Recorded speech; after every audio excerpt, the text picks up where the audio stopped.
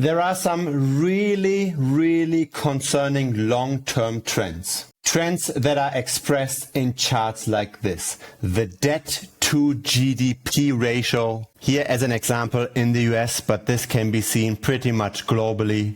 Debt is growing faster than incomes are. And in the US, we're currently at 130% roughly. This is a 50-year chart. What does this mean? It means that more and more money has to be used, more and more tax revenue has to be used in order to serve the debt. Now somebody holds that debt, somebody is benefiting from this. It's of course rich people, but it's also old people that hold government bonds in their retirement accounts. Now, contrary to popular belief, it's not a problem that debt itself is rising over time, that the debt ceiling gets increased every now and then. That's not the problem. Because as we all know, money inflates over time. It's becoming worth less as years go on. So it is to be expected that the government bond is increasing with the inflation rate.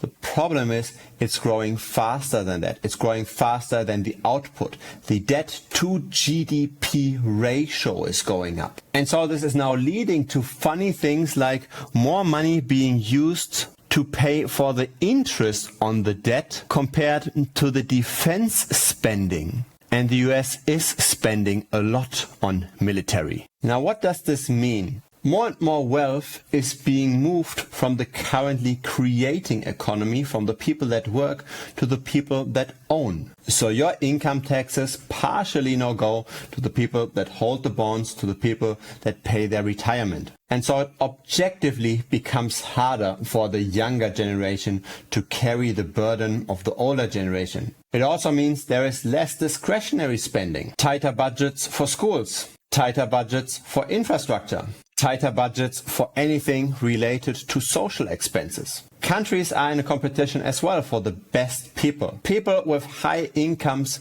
tend to move to places where they aren't taxed that much. And over time, income concentrates to less and less people. And so it becomes harder and harder to collect taxes from the people that actually generate the incomes. I don't have a solution for this either, but this problem had been solved once. And it might make sense to talk with your grandparents again if they are still alive, otherwise to open the history books. Because I've only shown you the last 50 years of this chart so far. This is the chart when we look at this in its entirety. We had been at a similar debt to GDP ratio in the past. And it wasn't caused by Corona, it wasn't caused by random spending, it was caused by a world war. But after the war, the debt came down again. Will it come down one more time? Who knows? But it might make sense to study what happened during this time. The people that made money during this debt contraction, how did they position themselves? What kind of assets did they buy? What kind of businesses did they grow? What kind of investments did they avoid? To me, this debt to GDP ratio looks like a change might be happening.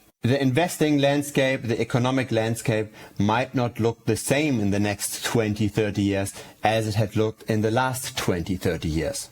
Debt to GDP can't grow into infinity because otherwise you have to print money quicker and quicker and quicker. You can't use all of your tax revenues to service interest rate because once you get to a level like this, you have hyperinflation because you then have to print. Nobody wants to buy your bonds anymore. Your economic output isn't really what sufficiently backs your currency anymore. So it's not a question whether or not this debt to GDP contraction will happen. It's just a question, when will it happen? And so the future will not be the same. The last 50 years are not representative of what's going to happen in the next 50 years. Something somewhere will break. A fundamental shift in how government spending are made will happen. And with that, monetary expansion and contraction is probably also impacted. And with that, different assets will likely outperform. How did the people that lived from 1940 to 1970 roughly make money? I don't have an answer to this, but the answer is likely a template of what could be an approach to success in the future. Feel free to share what you think will happen. How can we take advantage of this foreseeable debt contraction? We can discuss this down below in the YouTube comments, or we can talk about this also on Telegram. There's a dedicated Telegram group for this channel. It's the Bitcoin Strategy channel. Simply search for this within the Telegram app or click the link down below. I hang around there regularly. Looking forward to chatting with you. Bye-bye.